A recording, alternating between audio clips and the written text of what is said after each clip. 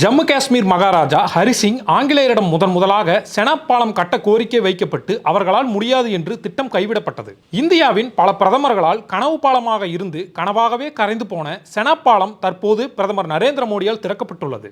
உலகின் உயரமான ரயில் பாலம், வளைவு பாலம் என்று பெயர் பெற்ற இந்த பாலத்தை இவ்வளவு பேர் நினைத்தும் கட்ட முடியாமல் போனதற்கான காரணம் என்ன? ஜம்மு காஷ்மீர் பள்ளத்தாக்கு பகுதியை நாட்டின் பிற பகுதிகளுடன் ரயில் பாதை வழியாக இணைக்கும் நடவடிக்கைகளை பல ஆண்டுகளாகவே மத்திய அரசு தீவிரப்படுத்தி வருகிறது. 1994 ஆண்டு நரசிம்மராவ் திட்டம் அறிமுகப்படுத்தப்பட்டு பின்பு 2022 ஆண்டு வாஜ்பாய் அரசாங்கத்தால் நிதி ஒதுக்கீடு செய்யப்பட்டது. பின்பு கட்டுமான பணிகள் மேற்கொள்ளப்பட்டு பாலத்தின் உறுதித்தன்மையில் கேள்வி எழுந்ததால் கடந்த 2009 ஆண்டு பணிகள் நிறுத்தப்பட்டன. கடந்த 2014 ஆண்டில் பிரதமர் நரேந்திர மோடி பதவியேற்ற பிறகு பாலம் கட்டும் பணி வேகம் பெற்றது. தற்போது கத்ரா மற்றும் ஸ்ரீநகரை இணைக்கும் புதிய ரயில் பாதையில் உலகின் மிக உயரமான செனாப் ரயில் பாலத்தை பிரதமர் நரேந்திர மோடியால் திறந்து வைக்கப்பட்டுள்ளது. இதனை கட்டுவதற்கு என்னென்ன சிரமங்கள் ஏற்பட்டன?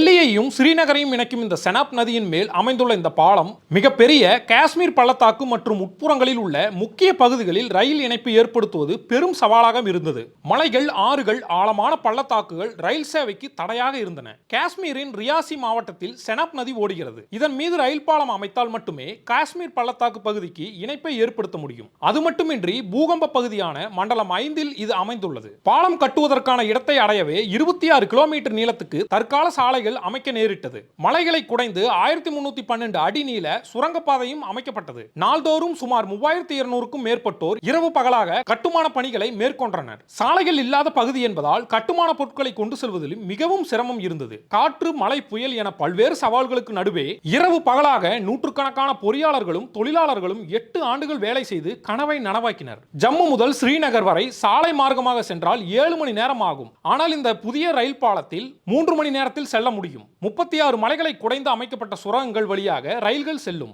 சுமார் 15 ஆண்டுகள் உழைப்பில் இந்த பாலம் உருவாக்கப்பட்டுள்ளது. 1315 மீட்டர் நீளம், 13.5 மீட்டர் அகலம், 359 மீட்டர் உயரத்தில் சுமார் 1480 கோடி செலவில் செனாப் ரயில் பாலம் கட்டப்பட்டுள்ளது. இது பிரான்சில் உள்ள ஈஃபில் கோபுரத்தை விட உயரமானது. 125 ஆண்டுகளுக்கு நீடித்து நிற்கும் அளவுக்கு இதன் உறுதித்தன்மை உள்ளது. ரிக்டர் அளவில் 8 என்ற அளவுக்கு பூகம்பம் ஏற்பட்டால் கூட செனாப் பாலத்துக்கு சிறு சேதம் கூட ஏற்படாது. 40 கிலோ வெடிகுண்டுகளால் தாக்குதல் நடத்தினால் கூட பாலத்தை தகர்க்க முடியாது. கடுமையான குளிர்காலத்திலும் செனாப் பாலம் வழியாக ரயில்களை இயக்க முடியும். பாகிஸ்தான் எல்லை பகுதி இங்கிருந்து 64 கிலோமீட்டர் தொலைவில் உள்ளது. போர்க்களங்களில் ராணுவத்துக்கு தேவையான தளவாடங்கள், ஆயுதங்களை ரயில் பாதை மூலம் மிக எளிதாக எல்லைக்கு எடுத்துச் செல்ல முடியும். மணிக்கு 100 கிலோமீட்டர் வேகத்தை தாங்கும் வகையிலும் இது வடிவமைக்கப்பட்டுள்ளது. 260 கிலோமீட்டர் வேகத்தில் புயல் வீசினாலும் அதனை எதிர்த்து இது நிற்கக்கூடியது. கொங்கன் ரயில்வே கார்ப்பரேஷன், IIT இந்திய அறிவியல் நிறுவனம், இந்திய தொழில்நுட்ப நிறுவனம், தென்கொரிய, பின்லாந்து போன்ற நாடுகளில் உயர் தொழில்நுட்ப நிறுவனங்களை பயன்படுத்தியுள்ளது இந்த பாலத்தை அமைக்க. ஜம்முவையும் காஷ்மீரையும் இணைத்ததோடு மட்டுமல்லாமல் காஷ்மீர் டு கன்னியாகுமரி என்ற கனவை இது நிறைவேற்றியுள்ளது.